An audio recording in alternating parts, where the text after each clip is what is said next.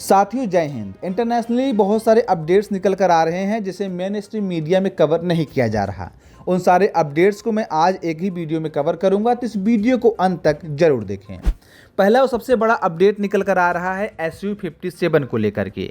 बता दें कि भारत और रसिया के बीच होने वाले SU-57 पांचवी पीढ़ी के लड़ाकू विमान की डील को लेकर के एक बहुत बड़ी अपडेट निकल कर आ गई है।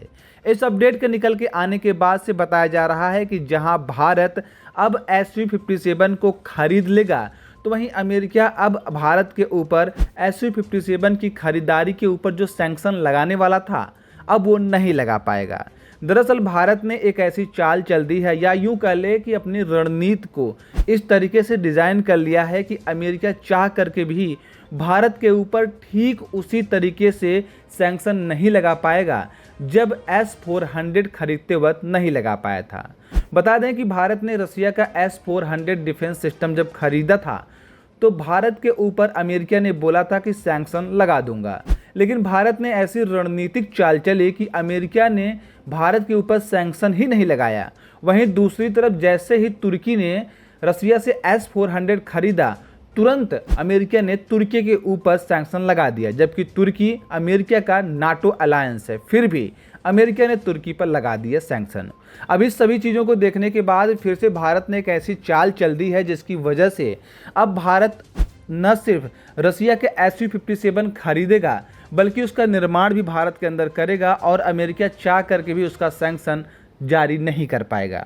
दरअसल मीडिया रिपोर्ट्स के मुताबिक पता ये चला है कि भारत SU-57 को लेकर के रसिया के साथ एक ऐसा डील किया है जिसमें देखा जाए टेक्निकली तो भारत न तो रसिया से SU-57 खरीदेगा और न ही भारत को रसिया SU-57 बेचेगा। इसके बावजूद भी भारत को SU-57 मिल जाएगा।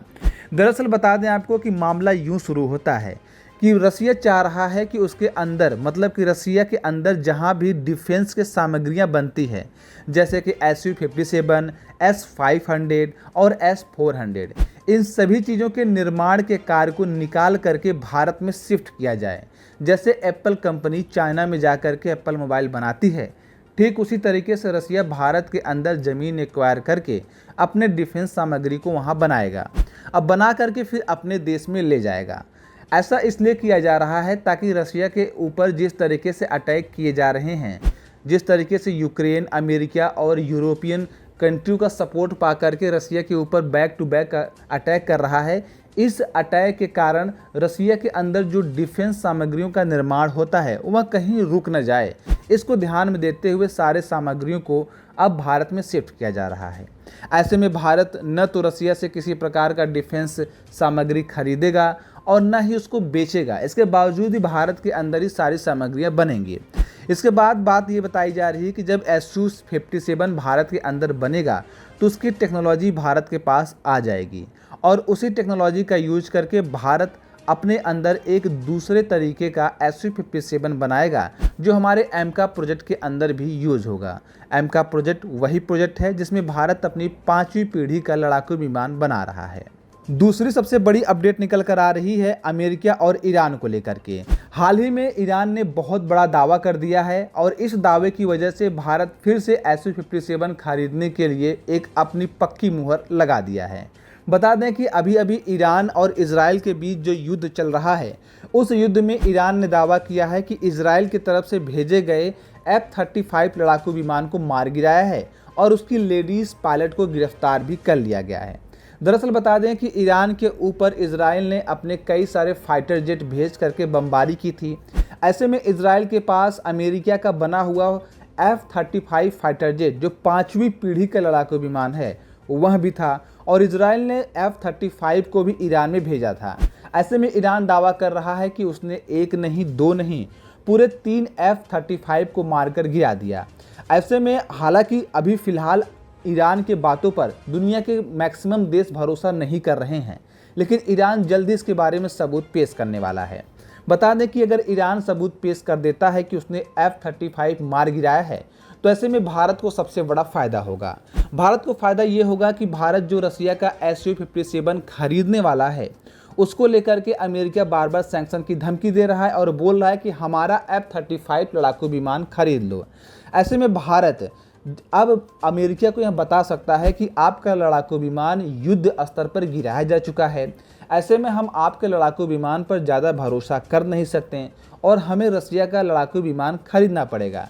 ऐसे में कहीं ना कहीं अमेरिका के ऊपर एक मोरल या फिर कह लें इंटरनेशनली रूप से या फिर कह लें भारत की कूटनीतिक चाल का एक दबाव होगा कि अमेरिका चाह करके भी भारत के ऊपर सैंक्शन नहीं लगा पाएगा, क्योंकि उसे पता है कि अगर ऐसे सिचुएशन में सैंक्शन लगाया गया जहां खुद अमेरिका का प्रोडक्ट फेल होता हुआ दिखाई दे रहा है, तो ऐसे में अमेरिका की काफ़ी बदनामी होगी और ये माना जाएगा कि अमेरिका अपने कबाड़ F-35 को बेचने के लिए भारत के ऊपर सैंक्शन लगा रहा है। इस बात से देखा जाए तो कहीं न कहीं ईरान ने अगर F-35 मार गिराया होगा तो भारत और रसिया के बीच होने वाले Su-57 के डिफेंस डील को एक हरी झंडी मिल जाएगी। अगली सबसे बड़ी अपडेट निकल कर आ रही है पाकिस्तान को लेकर के। बता दें कि अभी हाल ही में इजराइल के प्रधानमंत्री बेंजामिन नेतन्याहू ने ऐलान किया है कि ईरान को सबक सिखाने के बाद अगला कदम उनको पाकिस्तान को सबक सिखाना होगा। उन्होंने कहा है कि पाकिस्तान को सबक सिखाना इसलिए भी ज़रूरी है क्योंकि पाकिस्तान की तरफ से एक रिपोर्ट निकल कर आई है और इस रिपोर्ट में बताया गया है कि पाकिस्तान ईरान को 4 न्यूक्लियर बम दे सकता है और वो न्यूक्लियर बम ईरान इजराइल के ऊपर गिराएगा। ऐसे में इजराइल सोच रहा है कि अगर हमें खुद जिंदा रहना है तो हमें पाकिस्तान के अंदर मौजूद उन सभी एक न्यूक्लियर बम को ख़त्म करना पड़ेगा। इस बारे में ध्यान देते हुए इजराइल ने भारत की मदद मांगी है।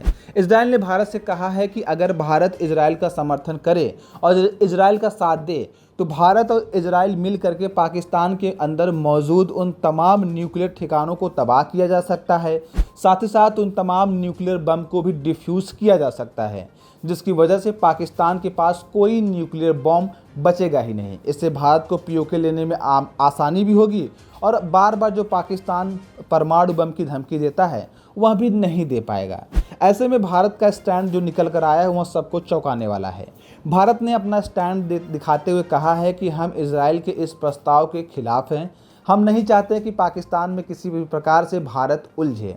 ऐसे में इस प्रस्ताव को देख करके दुनिया भर के देश ये सोचने लगे हैं कि भारत को जहां अब पाकिस्तान को सच में उसके अंदर मौजूद न्यूक्लियर बम को मिटाने का एक सुनहरा मौका मिला है तो भारत उससे पीछे हट रहा है और ये निर्णय शायद भारत के लिए आने वाले कई दशकों के लिए बहुत खतरनाक साबित हो सकता है। बहुत सारे एनालिटिक्स का मानना यह है कि अगर भारत इस प्रस्ताव पर ओके कर देता है तो इजराइल के साथ साथ भारत को अमेरिका का भी समर्थन मिल जाएगा।